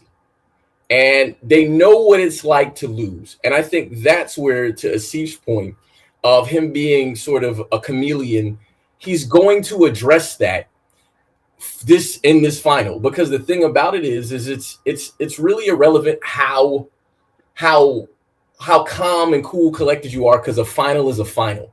And to Asif's point about like City playing Inter, City was running through teams, and then they did not look like the team that was running through teams, because winning the league is very different than playing in a cup final. And so I think Enrique is going to take the experience that he got from that same PSG team, basically what seemed Donnarumma did when they lost to Chelsea in the final. And I think they're going to take the point from Vinny when they played Vinny, and they played the first leg where there's like, hey, we can go goal for goal. Well, we already know, realistically, if we're assuming Arsenal can go goal for goal with PSG, we're going to probably all disagree and say they probably are unable to do that unless it's just open like that. So we're assuming that they're going to play that second version in the second leg that they played against Bayern. So PSG has literally shown you 3 different things where they smashed somebody in the final. Then they played a wide open game where they said we can outscore you. And then they played a defensive game. And then I want to go back to the Chelsea game, because I think the Chelsea game in the final, even though it was one-off, they wanted to win. There's no player that plays in the final of significance that does not want to win the final. So that means that PSG took that final and didn't take Chelsea seriously. And because they didn't take Chelsea seriously, and Jake, again, we have firsthand knowledge that Chelsea team was not better than PSG. But because a final is a one-off, it gives Arsenal a chance, which I've stood on. But I think Enrique is going to be able to use that to give you all something in this game that I don't think any of us are going to be prepared to see. So we're thinking, okay, well, you can play it over the top. And then I've seen some comments about like how certain players can do these things. I think Enrique is going to come very different than all of us expect, because Enrique has shown one thing for sure. He knows how to win and he knows how to adjust. Hopefully, for your sake, Jake, that Arteta is figuring that out, because the only final he has right now is the last one where it looked like he didn't figure it out. And again, winning the league is a very different kind of thing than a one-all final.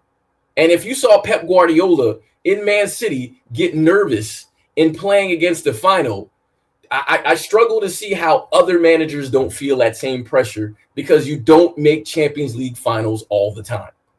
So this is the seize the day thing. And so as much as I'm good that they're happy, I really want them to understand that whatever they think that Enrique is going to do, Arsenal should make the decision to say, this is the game we are going to play, impose that, and go from there. Because if you try to figure out Enrique, I think that'll hurt them more than just playing their own game. That's my opinion. Yeah, I actually agree. Honestly, I'm fine with however Paris approach it, to be honest with you. If they sit back and counter and just let us control the game, it'll be very interesting. It'll be a slow game, and we'll try to make it that way, and we'll try to grind them down, which I would be fine with. But I think that there's a school of thought that would say, because Miles Lewis-Skelly has come back right here at the end of the season after what seemed like the depths of winter for him, that he might, just because of his performance first PSG last season, he might be in there. But my comment about Arsenal's midfield being able to win in the second ball game was just purely on Declan Rice being able to bully everyone in there. And so if we do go with Zubi, he's pretty good at winning second balls as well. Miles Lewis-Skelly is very press resistant. It'll be very interesting to see who we go with in there. But I have confidence. I have faith in the guys. I think they're gonna be just fine. And I agree with you, Nez. If we go in there and we play to our strengths, we play the game that we know how to play, and we don't get caught up in the galaxy brain, as people call it, and we just go out there and we give our bread and butter and we say, look, we're going to do what we do best. And this is going to be big right here. This is going to be something that's big. That's what I'm saying. You just got to play your game, man. Yeah. If I'm attacking it, I'm just playing my game, because he's going to make adjustments. He's a good manager. Yeah. And I definitely want to see. I'm torn, right? Because Trossard's been playing so well, but yeah, I am saying let it all work out, because I want Eze in the team. I mean, how do you not get your best players in the team? It's tough, but Trossard would be the guy to sit for me, because I also definitely want to have either Zubi or MLS in the midfield. I don't want to run a lone six with two attacking midfielder like Eze and Odegaard. But Ali, if Trossard starts, does Trossard start over Eze? Does Trossard has to start over Eze? So Arteta's got some questions to answer for sure. I doubt Timber's going to be fit enough to go, so it'll probably be Mascara, probably Hincapié as well. We'll see. But the biggest one for me is this right here. I got to have Victor Gyökeres in the team. We bought Victor Gyökeres to win the Champions League final, and so he has to play. He has to start.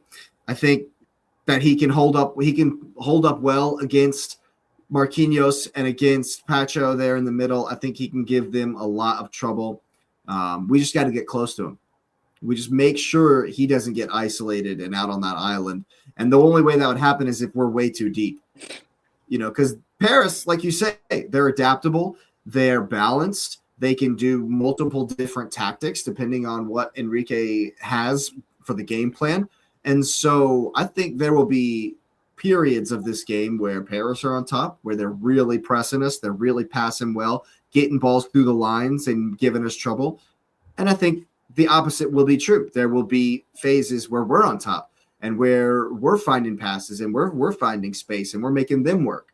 I think it's going to be a proper final, man. There's gonna not as much as I'm saying we're feeling free, we're feeling good to have won the league, and we have the winner's mentality. That's not for me to say that it's going to be easy. I think this is going to be an incredibly tough match, and I think that we can absolutely go on and win this. And I think that the message from Arteta is 100%. It should be 100% what you're saying, Nez. We are good enough to win this. We know our game is good enough to win this. We're English champions. Let's go out there and prove it. Same that I've been saying for the last month of the league. Go out there and prove that you are this good. And now we know that we are. No one has to tell us. We don't need that validation from other people, from other fans, from other managers, from other coaches, whatever. We've proven it to ourselves. So now let's go and let's catch the unicorn. That's all that's left. As a left wing, says Ali here on this one. And of course, Anton, barring Timber, wants the death squad. He wants the death squad. I'm not too sure about Timber, but we shall see. Almost snap. Faustino, my God. Press and counter press will be giving us problems, but you can definitely play tactically around that. We're going to have to be very precise when we try to play through their press. And when we do, we have to take advantage of the space. DK here was talking about how Zubi tends to pass backwards a lot of the time. I think that we definitely need to kind of cut down on that. When we do pass through the lines, we have to go at them. We have to go at them. It's what I've said about City all these years. You got to punch them in the mouth, man. You just got to punch them in the mouth, especially if we score first. Look out. Look out. Yep. Well, and now I just again for the balance here, I think there are some challenges that Arsenal will face because PSG's front line is pretty damn good. They're pretty good. So we would be remiss to leave out. There might be some Paris people out here watching, and I just think that you got a guy that they're ready to give the Ballon d'Or to. So you better watch out for what. Hey man, hey, I ain't do it. Y'all, hey, they're ready to give it to him. Yeah, the Ligue 1 player of the season after he played 9 games. You gotta say his name for me, man. You gotta say it. Kill him with the K's, man. You gotta say it for me, man. They ready. And so I just think it would be smart to have a healthy respect for a team that's clearly built for the Champions League, because they're absolutely built for the Champions League. That's what this team is built for. So it'll be very interesting. And what Hakimi is healthy. What Mendes is healthy. Everybody's healthy. They're a very good team. I think they're all back, man. Hey, so are we. I think it's gonna be fun. We're gonna be meeting up down in Charlotte for the game, of course. Maybe find an Arsenal bar. It's gonna be a lot of fun, of course. It's gonna be a good time. I know you don't really do score predictions, Nez, but I'm gonna put you both on the spot for one anyway, and see what you say. What are we thinking? I can't. I don't even know who's gonna win the game. I couldn't give you a draw. Can I have a draw? No, it's a final. There's no draws. It's a draw. I'm calling it a draw. All the way to, well, who hits the winning pin then? Bukayo Saka. You know what? I'll go with the penalties. I'll go with a penalty shootout, and then I'm gonna leave it there. That's all. Saka to clinch it. David Raya makes 2 saves in the penalty shootout. I'm going with the penalty shootout. Any final thoughts, Asif? Got a score for us? You're not gonna like it, but I'm gonna say 2-1 PSG.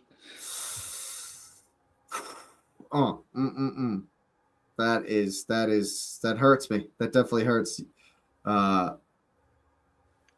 Yeah, there's something going on with Barcola because Barcola is coming to Arsenal. That's what's going on, Anton. That's what I'm talking. Ryan ain't making no pin saves. Hey, you never know. You never know. Hey, man, penalty shootout. Penalty shootout. You know what I'm calling? I'm calling it right now. No, the PSG goalkeeper is pretty good. I know he saved 4 penalties in one match. Yeah, well, Raya's gonna do the same thing. He's gonna do the same thing. I think it's gonna be a nervy, stinky 1-0 to the Arsenal. It's a Martinelli in disguise. Barcola's Martinelli in disguise. Well, we don't want that then. But yeah, I think it's gonna be a hard fought 1-0 to the Arsenal. As salty, we're gonna make people as salty as possible with a Gabriel dagger from the corner kick in the 88th minute.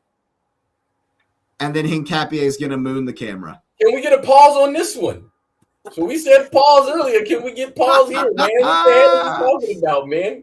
Hincapié is going to pull out his ass cheeks and say, kiss it, because we're European champions. Yeah, man, I'm pumped. It should be a fun game. Like I say, it's the least worried I've ever been about something so big, just because of winning that league, and that's what I've asked for all season long. Thank you. Is to win the league.